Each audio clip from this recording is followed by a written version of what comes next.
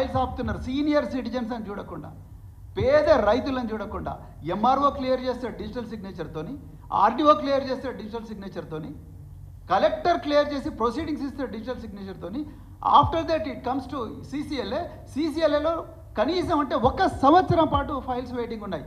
మరి ఎక్కడ పోయింది సైబర్ సెక్యూరిటీ బ్యూరో? ఎక్కడ మీరు తెలంగాణ ప్రజల ఆస్తులను కాపాడుతూ ఉన్నారు? రైతులు భూములు అమ్ముకోవద్దా? ధరణిలో లోపాలు జరిగినాయి, ఆ లోపాలను సరిదిద్దుకోవడానికి ఒక ప్రొసీజర్ ఉన్నది. మరి మీరు ఎందుకు చేయడం లేదు? అదేవిధంగా హెచ్ఎండిఏలో అందరూ రియాల్టర్లు ఏడుస్తూ ఉన్నారు. ప్రతిదీ ఎలక్ట్రానిక్. ఈ ఆఫీస్లో first case officer, section officer నుంచో క్లర్క్ నుంచో మొదలవుతుంది. నెక్స్ట్ సెక్షన్ ఆఫీసర్, దాని తర్వాత అసిస్టెంట్ సెక్రటరీ, దాని తర్వాత town planning officer, chief planning officer, city planning officer, దాని తర్వాత కమిషనర్. ఏ ఫైల్ కూడా ప్రతిది కూడా ఏ ఆఫీసర్ దగ్గర ఎన్ని నిమిషాలు ఉండాలి, ఎన్ని రోజులు ఉండాలని క్లియర్గా రాసి ఉంటుంది. సర్వీస్ లెవెల్ అగ్రిమెంట్స్ ఉన్నాయి. ఆయన కూడా ఫైల్స్ మూవ్ అవుతలేవు. ఎక్కడైతే అక్కడ పోయి రాజ్యాంగేతర శక్తులు రేవంత్ రెడ్డి బ్రదర్స్ ఉన్నారో అక్కడ ఆర్ఆర్ ట్యాక్స్ కడితేనే ఇక్కడ ఫైల్స్ రిలీజ్ అవుతున్నాయి. ఏది పేపర్ మీద ఉండదు, అంత కమ్యూనికేషన్ ఫేస్ టైం ద్వారా జరుగుతుంది. ఎట్లా కనుక్కుంటారు? ఇక్కడ మీరు ఉండాలి కదా సైబర్ సెక్యూరిటీ బ్యూరో వాళ్ళు. ఇక్కడ సైబర్ సెక్యూరిటీ బ్యూరో వాళ్ళు ఉండి ఎక్కడ తెలంగాణ ప్రజల ఆస్తులు ఎవరు కొల్లగొడుతున్నారు అనేది చూడాల్సిన అవసరం ఉన్నది. మీరు ఇంత సీనియర్ ఆఫీసర్లు, చాలా డెకరేటెడ్ ఆఫీసర్లు, మరి మీ హయాంలో ఇట్లా జరగకూడదు కదా. మీరు రేవంత్ రెడ్డి గారు ఇచ్చిన అక్రమమైన ఆదేశాలు ఒక్కటే రోజు 9 కేసులు ఎట్లా పెడతారండి? నాకు అర్థం కాదు. అది అక్రమ కేసులు.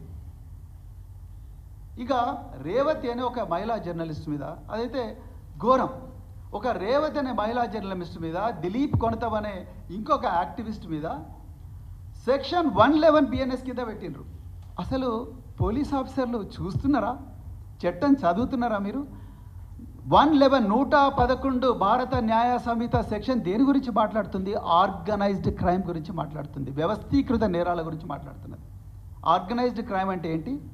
హ్యూమన్ ట్రాఫికింగ్, మానవులను అక్రమంగా సరిహద్దులు దాటించడం, వాళ్ళని ఎక్స్ప్లాయిట్ చేయడం, కంబోడియా తీసుకుపోవడం, లేకపోతే థాయిలాండ్ తీసుకుపోవడం, లేకపోతే అమెరికా తీసుకుపోవడం, లాటిన్ అమెరికా తీసుకుపోవడం, వాళ్ళతో చేయరాని పనులు చేయించడం, డ్రగ్స్ స్మగ్లింగ్ చేయించడం, ఆన్లైన్ ఫ్రాడ్స్ చేయడం, అదేవిధంగా గంజాయి స్మగ్లింగ్ చేయించడం, ఇంకా చాలా అంటే కిడ్నాపింగ్ చేయించడం, రాబరీ చేయించడం, అదేవిధంగా ల్యాండ్ గ్రాబింగ్ రెగ్యులర్గా చేయించడం, అదేవిధంగా మరి వెపన్స్ చేయడం, ప్రాస్టిట్యూషన్ నడిపించడం, ర్యాన్సమ్ కోసం డబ్బుల కోసం కిడ్నాపులు చేయడం, వేధించడం, ఇవి ఆర్గనైజ్డ్ క్రైమ్. చాలా క్లియర్గా చెప్తా ఉంది సెక్షన్ బిఎన్ఎస్. కేరళలో ఈ మధ్యన జడ్జిమెంట్ వచ్చింది. కనీసం 10 సంవత్సరాల పాటు జరిగితే తప్ప ఇది ఆర్గనైజ్డ్ క్రైమ్ కిందికి రాదు. వీళ్ళ మీద మల్టిపుల్ ఎఫ్ఐఆర్స్ అయి ఉండాలి. నేను చెప్పిన నేరాలు మాత్రమే వస్తాయి. క్లియర్గా సెక్షన్ 111 చెప్పింది. కానీ మీరు రేవతి అనే ఒక జర్నలిస్ట్ మీద, దిలీప్ కొంత మీద పెట్టింది ఏంటి? సెక్షన్ 111 పెట్టిండ్రు. అసలు చదువుతున్నారా మీరు చట్టం? సోషల్ మీడియాలో ప్రజల బాధలను సోషల్ మీడియాలో పోస్ట్ చేస్తే, ఛానల్లో పోస్ట్ చేస్తే అది ఆర్గనైజ్డ్ క్రైమ్ ఎట్లా అవుతుంది? నిజానికి ఈరోజు తెలంగాణలో ఆర్గనైజ్డ్ క్రైమ్ చేస్తున్నది ఎవరు? కాంగ్రెస్ పార్టీ బీజేపీలు 2 కలిసి ఆర్గనైజ్డ్ క్రైమ్ చేస్తున్నాయి. ఇది వాస్తవం. ఎఫ్ఐఆర్లన్నీ కూడా గాంధీ భవన్లో మ్యానుఫ్యాక్చర్ అవుతున్నాయి. ఆర్డర్ ఏమో చీఫ్ మినిస్టర్ ఆఫీస్ నుంచి వస్తుంది. అక్కడి నుండి ఏకదమ్మన 10 మంది కోదాడ నుంచి కొడంగల్ దాకా, అలంపూర్ నుంచి ఆదిలాబాద్ దాకా పోలీస్ స్టేషన్లకు పోతారు. 2 నిమిషాల ఎఫ్ఐఆర్ ఇస్తారు. 9 గంటల 20 నిమిషాలకు కంప్లైంట్ ఇస్తే 10 గంటల 10 నిమిషాలకు ఎఫ్ఐఆర్ అయిపోతుంది. బీఆర్ఎస్ నాయకులు వందలాది కంప్లైంట్స్ ఇచ్చిండ్రు. ఒక్క కంప్లైంట్ కూడా ఇంతవరకు ఎఫ్ఐఆర్ కాలేదు. మరి ఎక్కడ పోయింది? ఎక్కడుంది ఫెయిర్నెస్? నిజంగా ఆర్గనైజ్డ్ క్రైమ్ ఇది కాదా? ఇవాళ కాంట్రాక్టర్స్ అందరు కూడా ఫైనాన్స్ డిపార్ట్మెంట్కి పోయి మాకు 20% ఇచ్చినా కూడా బిల్స్ కావడం లేదంటున్నారు. ఇది ఆర్గనైజ్డ్ క్రైమ్ కాదా? మేము ఎంతోమంది రూలింగ్ పార్టీ ఎమ్మెల్యేలతో పైరవి చేయించినా కూడా మా ఫైల్స్ క్లియర్ కావడం లేదనేది ప్రజలు అంటా ఉన్నారు. రూలింగ్ పార్టీ ఎమ్మెల్యేలు అసెంబ్లీ సాక్షిగా ఈ కొండగల్లో ఏదో వెల్మల అండ్ కొండగల్ అనేది ఒక గ్రామం ఉంటుంది, అక్కడ మరి 100 ఎకరాల భూములు కబ్జాకు గురవుతున్నాయని చెప్పడం, అది ఆర్గనైజ్డ్ క్రైమ్ కాదా?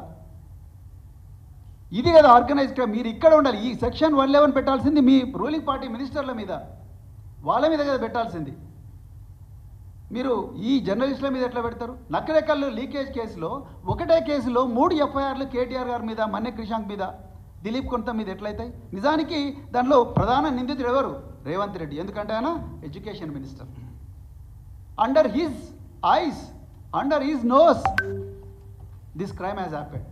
ఆయన మళ్ళీ చెప్తున్నాడు రేవంత్ రెడ్డి గారు, విద్యాశాఖను కావాలనే నేను పెట్టుకున్నా అంటున్నాడు. మరి మీరు పెట్టుకున్నప్పుడు విద్యార్థులు, నేను సోషల్ వెల్ఫేర్ సెక్రటరీగా పనిచేసిన ఆ నకరేకల్ గురుకుల పాఠశాల నా హయాంలోనే ఉండింది, మా ఆధీనంలో ఉండింది. 2 అంతస్తుల బిల్డింగు, చుట్టూ కాంపౌండ్ వాల్ ఉంటుంది. ఈ కాంపౌండ్ వాల్ ఉన్న బిల్డింగ్లోకి ఈ నిందితులు ముగ్గురు పోలీసులు, 2-3 ముందరున్నారని తెలిసి వెనుక నుంచి పోయి గోడ ఎక్కి మొదటి అంతస్తుకు పోయి అమ్మాయిని భయపెట్టించి ఫోటో తీసుకుంటారంట. బయటికి పోతారంట. బయటికి పోయి జిరాక్స్ సెంటర్కి పోయి జిరాక్స్లో మొత్తం కూడా ఆన్సర్లు అన్నీ రాయించుకొని వాట్సాప్లో సర్క్యులేట్ చేస్తారు. అసలు నిందితులు ఎవరు ఇక్కడ? అక్కడున్న పోలీస్ అధికారులు, అక్కడున్న నిందితులు ఎవరైతే కాంగ్రెస్ పార్టీలో అక్కడున్న ఎమ్మెల్యే వేముల వీరేశంతో తిరిగిన వ్యక్తులు, వాళ్ళందరూ సోషల్ మీడియా హ్యాండిల్స్లో చాలా క్లియర్గా ఉంది. అవి ప్రజలకు చెప్పే ప్రయత్నం చేసిండు మన్నె క్రిషాంక్.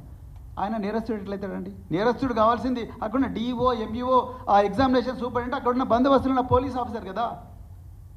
మరి ఎట్లా ఆయన నేరస్తుడు ఎట్లా అవుతాడు? అదేవిధంగా సుప్రీంకోర్టు చాలా క్లియర్గా చెప్పింది, డివిజన్ బెంచ్ కూడా చెప్పింది, ఒకటే ఇష్యూలో ఒకటే ఎఫ్ఐఆర్ ఇష్యూ చేయాలి. 3 ఎఫ్ఐఆర్లు ఎట్లా ఇష్యూ చేస్తారు?